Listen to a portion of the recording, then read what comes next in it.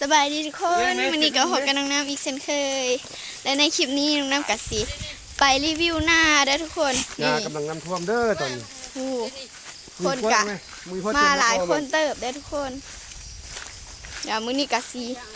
มารีวิวหน้าให้ทุกคนเบิ่งเนาะแต่ก่อนที่จะไปเบิ่งอย่าลืมกดไลค์กดแชร์และกดซับสไครต์เพื่อเป็นกำลังใจให้น้องน้ำได้สร้างสรรค์ผลงานใหม่ๆออกมาเนาะฮัสซันเข้าไปเบิ่งกันเลยนี่ก็แม่นทางไปได้ทุกคนเด้อ ไอ้คุณ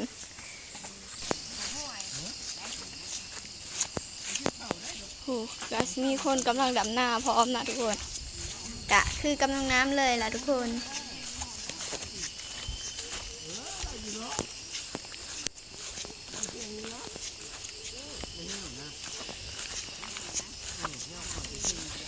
ตอนนี้กับฝนตกอยู่ด้วยทุกคนฝนตกหน่อยๆไปไซไปสำรวจหน้าโอ้คิดว่าน้ำสีท่วมบ่จำไว้นะโอเคปะเดี๋ยวเราไปเบิ่งน้ำกันเลยเนาะ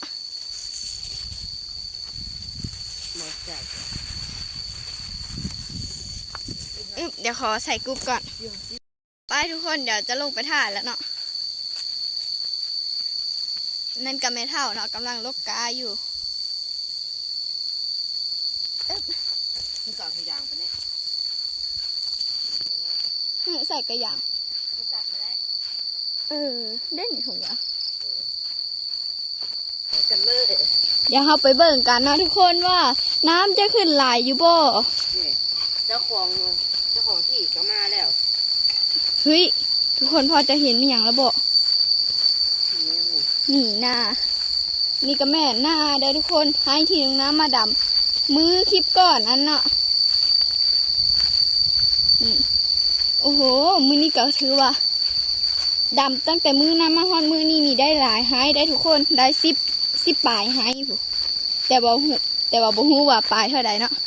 ฮู้แต่ว่าฮอต10แล้วเฮ้ยปาทิโทพ่อหมูกับพ่อเว้ยมากับมีอันคนไปใส่หม้ออีกเด้อทุกคนนะ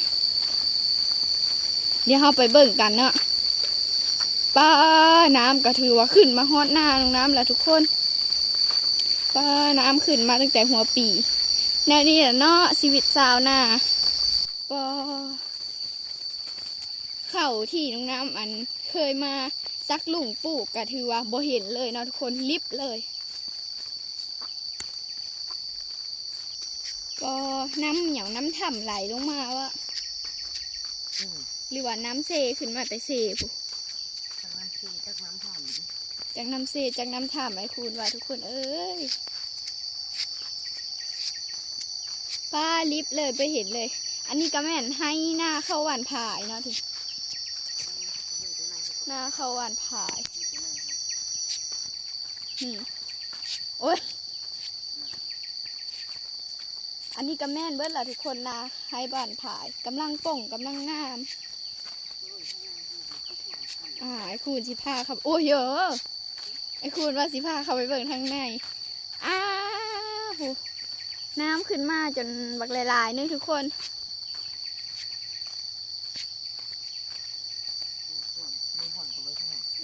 กลับขึ้นแบบนี้เดี๋ยวเขาจะ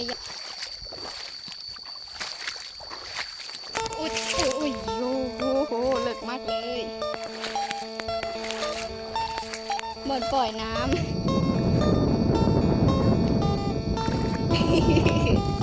ต้องย่างให้ถึงก่อนเลยทุกคน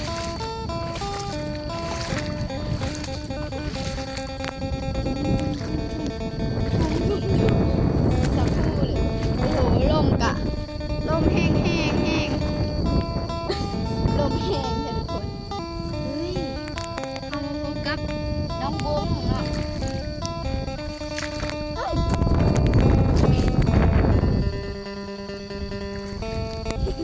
ลมก็ยังแห้งเลยเกือบน้ำตกเมื่อกี้นี่เข้ามาผิดบ่อนแล้วบ่อน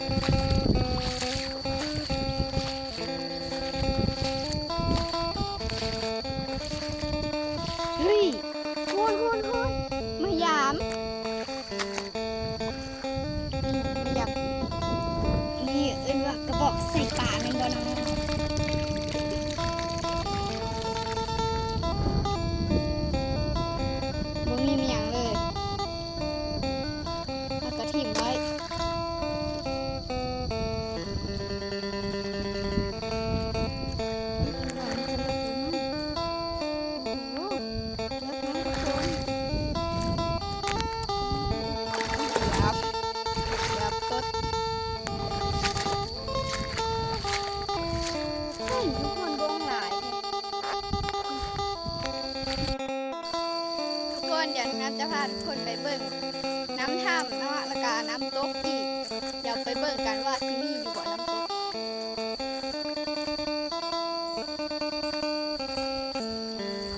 อุ้ยได้ก็สิไปเบิ่งน้ำตกหรือว่าน้ำท่าเดี๋ยวน้ำจะมาถ่ายเบิ่งน้ำบ่อกันเนาะนี่น้ำบ่อทุกคนเห็นบ่น้ำบ่อเย็นได้ทุกคนนี่เย็นน่าให้นี่ก็ถือว่ามีน้ำบ่ออีกเนาะไปเดี๋ยวเราไปเบิ่งน้ำตกหรือว่าน้ำท่ากันก่อนเลยเนาะมีอยู่2บ่อได้ทุกคน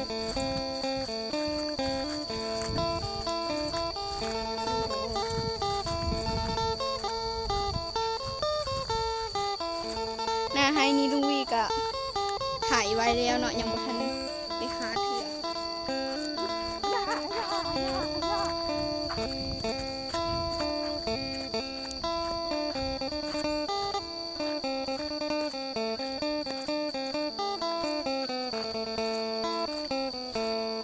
ใกล้สิฮอดแล้วทุกคน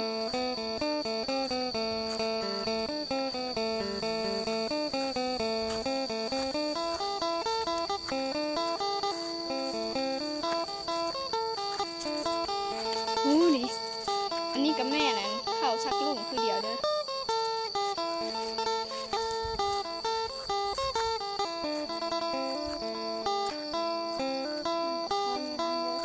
เพราะว่าอยู่นี่มีเขาชักลุงเขาบ่ค่อยย่างเนาะ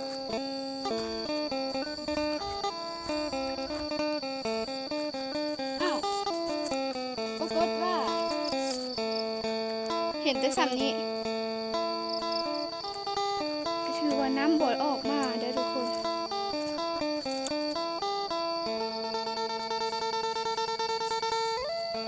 น้ำไม่มีเดี๋ยวเราไปเบิ่งตัวที่2กันเลยเนาะ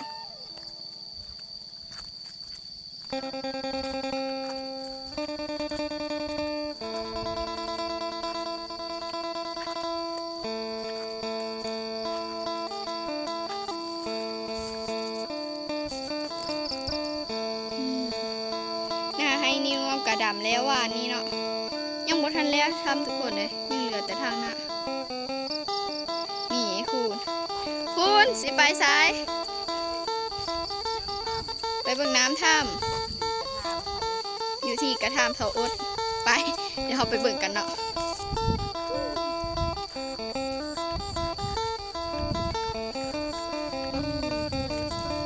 ตอนนี้เราก็อยู่ใกล้ภูแห้งแล้วทุกคน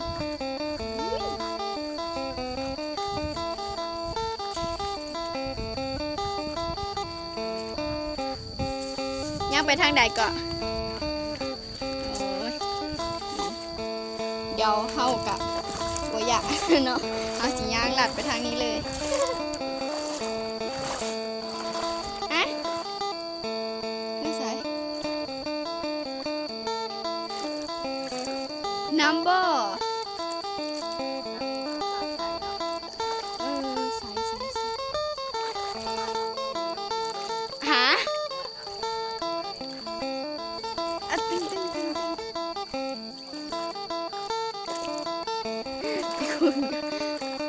โอ้ตอนนี้เถาอดกับกำลังยามองอยู่เนาะเดี๋ยวเราจะไปถามลาเบิร์ดนี่กับแม่นมองลาเบิร์ดเลยเนาะแม่นบอกไอ้คุณ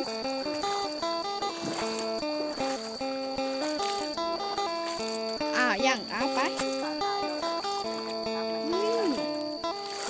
ปลาตายปลาหยังปลารส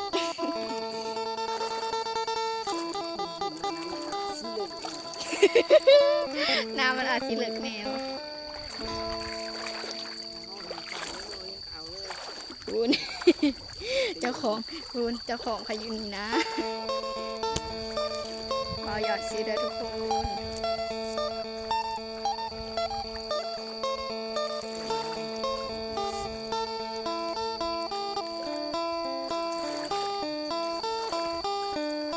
ได้อยู่บ่เถาอด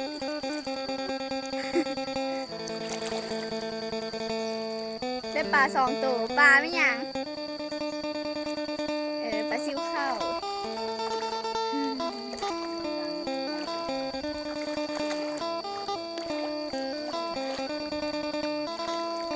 ป่าอะไรคุณเดี๋ยวใส่ตรงนี้ไม่ยังกินอยู่ เราปาไว้แล้วก็ไปหยามันนะจุใส่ไว้เลยหนักน้ำจะลึกกับหยาไม่มีเสื้อผ้า หนาวบ่เอากะอันมัดความลำบากนะเขาก็เลยย่างน้ำมาใส่ ปลาใหญ่เลย โอ้โห น้ำขุ่นเลยนี่น้ำเดี๋ยวย่างไปย่างไปย่างไปย่าง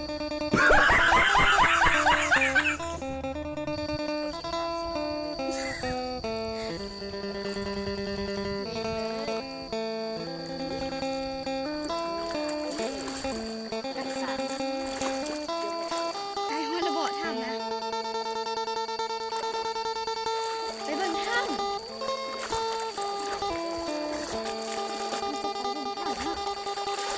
อุ้ยตอนนี้บอกซีกับเขาก่อนแล้วอย่างขาดเลย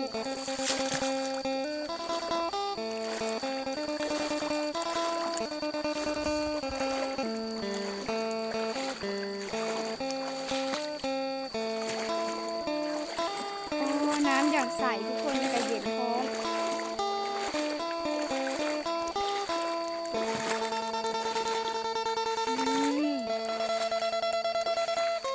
เราก็คือแบบน้ำถามเลยทุกคน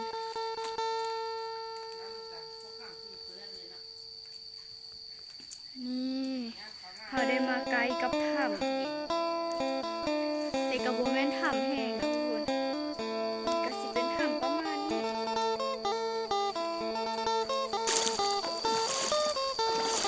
ปลาดุกแค่นี้ขันไฟบ่แม่ปลาดุกสีตบเลย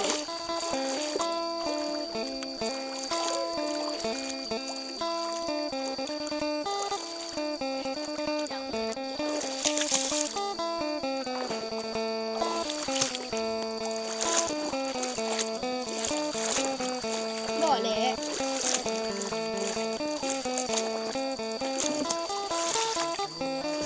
มาถอกเดี๋ยวขอยังก่อนป้า ตัวใหญ่ครับครับ มาอ่ะ เอามาเก่งเช่นไร แม่ได้ปลาดุก ปลายังสะข้อบ่สะ ขอ ขอแต่ง เอาคุณระวังเย้ได้ ปลาดุกตัวคนใหญ่เลยเนาะระวังเลยน้องน้ำน้ำ ตัวยังใหญ่เลย เอาเลยน้องน้ำ เอาไปส่งเงียนก่อนนะทุกคนเอาสำหรับคลิปนี้กับโบมีอย่างไรเบิร์เท่านี้ทุกคนได้แบบนี้นี่ก็ถึงเฮาสิบ่ได้เห็นน้ำตกแต่เฮาก็ได้ปลาดุกมาเนาะก็ได้อาหารตอนสวยแล้วเนาะ